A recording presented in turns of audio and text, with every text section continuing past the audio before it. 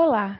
Nesta aula você vai aprender como a valorização infantil e a concepção de infância foram construídas através dos tempos, até chegarem a ser como são na atualidade.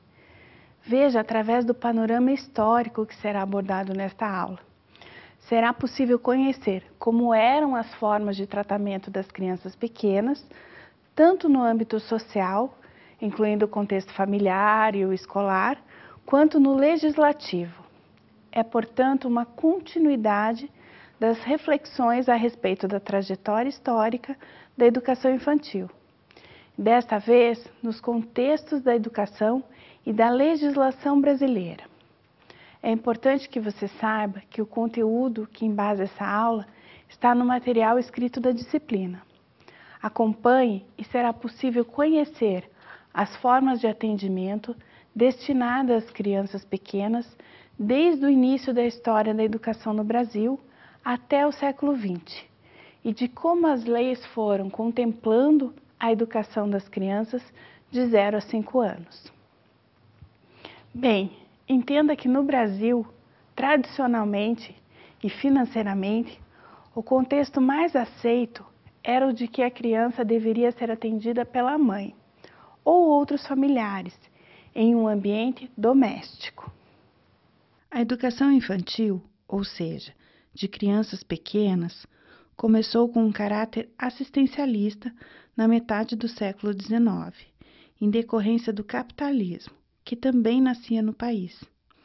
Com as recém-criadas fábricas, cria-se uma demanda até então inexistente.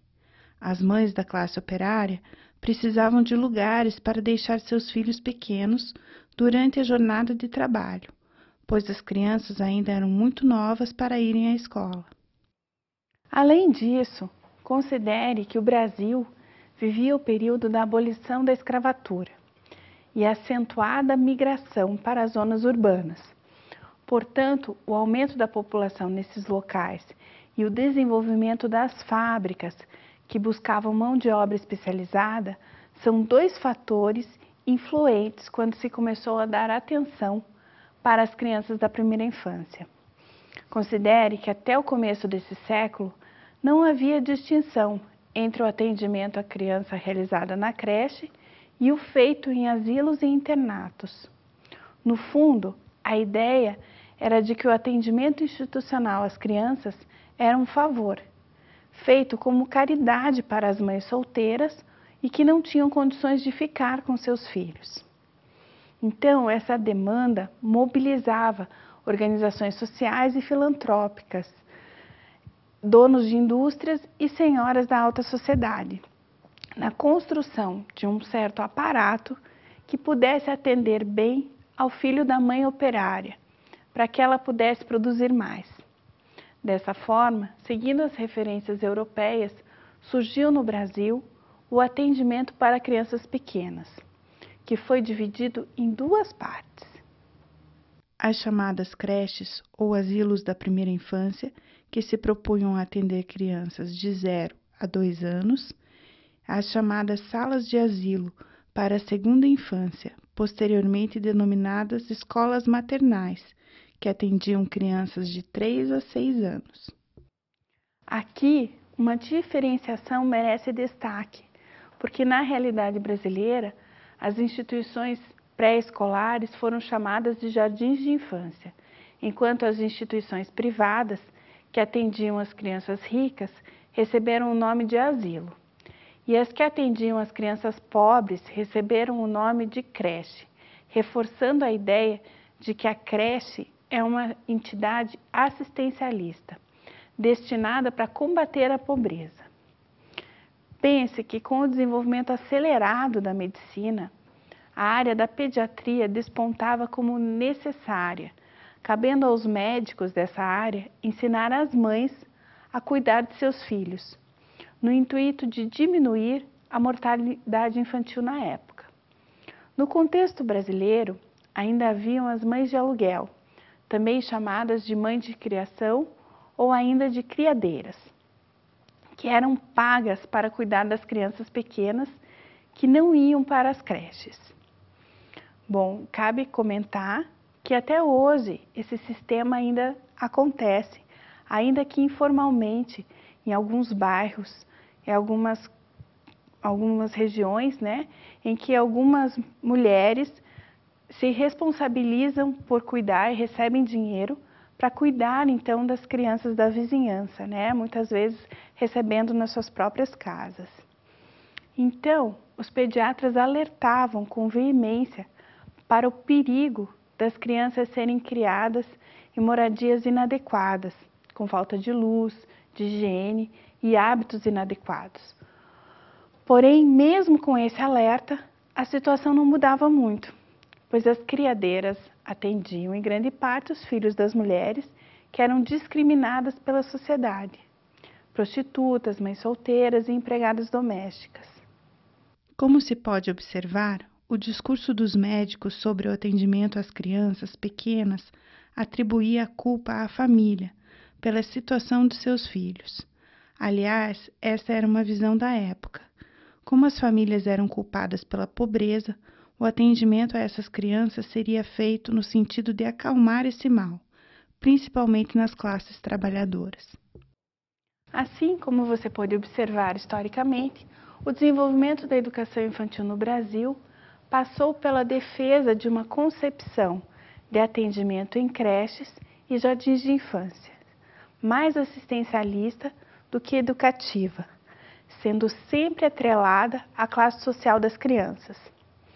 Entenda que o contexto era de que, devido às precárias condições de moradia das crianças, a creche acabou se tornando o espaço onde eram proporcionadas as condições de higiene e de saúde, que não eram ofertadas em casa. Assim, o aspecto de formação e de educação era claramente substituído pelo assistencial, em que o importante era a alimentação e o cuidado com a saúde. Por isso, dentro da creche, o atendimento ainda era somente assistencial, como que para aparar as arestas de um mal necessário, o trabalho, que separava as mães de seus filhos por um tempo e por condições que aumentariam o desenvolvimento do país. E é interessante pensar que o formato do atendimento praticado nas creches deixava clara a ideia de que ela era destinada à população pobre e que as crianças de família nobre deveriam ser criadas em casa por suas mães. No Brasil, com essa concepção de atendimento à classe trabalhadora, foram criados diversos jardins de infância particulares, em Castro, cidade do Paraná, no Rio de Janeiro e em São Paulo. Foram criados também jardins de infâncias públicos, que eram destinados às crianças abandonadas. É interessante que a chegada de muitos imigrantes europeus no final do século XIX e a sua rápida absorção ao mercado de trabalho no início do século XX originou alguns protestos e reivindicações por melhores condições de trabalho e por creches para o atendimento dos filhos desses trabalhadores. Mas mesmo assim, somente na década de 20, no século XX, o governo estimulou o atendimento às crianças pequenas da classe operária, limitando-se, entretanto, a fornecer somente professores, materiais pedagógicos e mobília, deixando a cargo da sociedade a realização desse serviço. Após 1930, em virtude dessa situação, pensadores brasileiros, Fernando de Azevedo, Anísio Teixeira e Lourenço Filho, divulgaram a educação progressiva, da chamada Escola Nova, e suscitaram algumas reformas educacionais que culminaram no Manifesto dos Pioneiros da Educação Nova. Em 1932, mesmo regido por Fernando Azevedo, esse manifesto foi subscrito por muitos outros educadores e intelectuais. O manifesto pedia urgentemente medidas educacionais dentro de um programa próprio, com itens que faziam referência à educação pré-escolar, no que diz respeito à criação de instituições específicas para esse fim, e enfatizavam a necessidade de uma organização escolar unificada, da pré-escola à universidade, respectivamente. Acompanhe que na década de 40 do século XX aumentou a quantidade de atitudes governamentais em direção ao assistencialismo, principalmente na área da saúde, e na década seguinte, as creches que eram mantidas por entidades filantrópicas e religiosas passaram a receber ajuda do governo. O trabalho realizado nessas instituições tinha como preocupação questões como alimentação, higiene e segurança física. Como sobreviviam de doações, nem sempre podiam contar com esses quesitos básicos.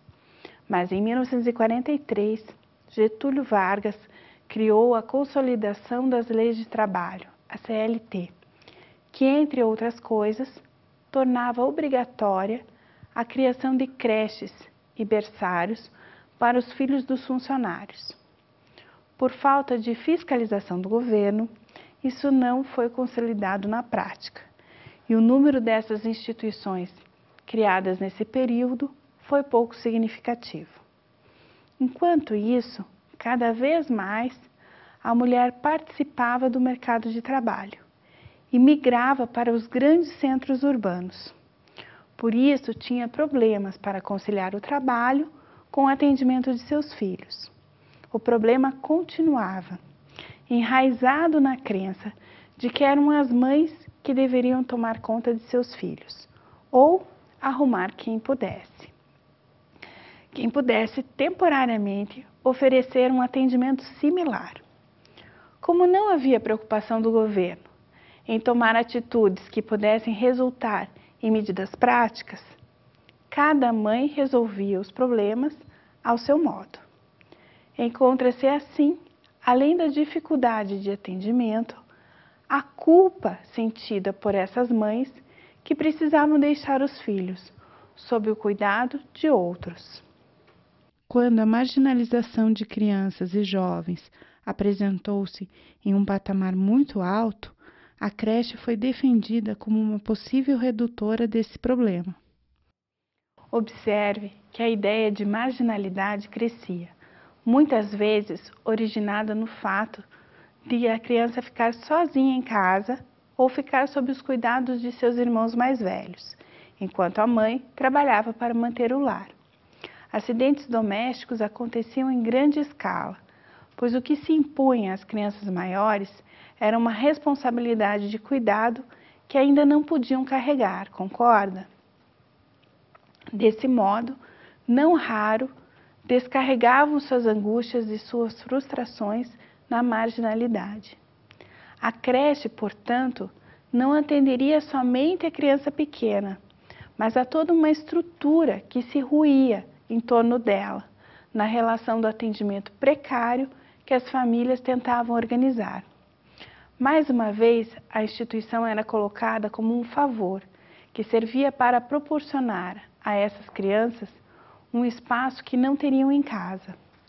Não havia, contudo, uma preocupação com a amplitude do problema que levava as mães a deixarem seus filhos sozinhos em casa, nem com a relação de sua necessidade de trabalho, nem com a questão da marginalidade de jovens, na situação em que se apresentava a creche, era considerada apenas como um remédio a esses males. Sendo assim, Kramer, em seu livro A Política do Pré-Escolar no Brasil, A Arte do Disfarce, de 1993, diz que é possível afirmar que as creches foram, por muito tempo, uma estratégia dos governos para combater a pobreza e resolver problemas ligados à sobrevivência das crianças, o que justificou, por muitos anos, a existência dessas instituições no Brasil. Veja, na outra metade do século XX, mesmo com a maioria da população ainda não tendo acesso às condições ideais de vida, as instituições de atendimento à criança de 0 a 5 anos passaram a ser cada vez mais requisitadas, não só pela chamada classe operária, mas também pelas mulheres que trabalhavam no comércio e no funcionalismo público. É uma boa reflexão, não é? Bem, espero que você tenha compreendido o contexto sócio-histórico da educação infantil e nos veremos na próxima aula. Até lá!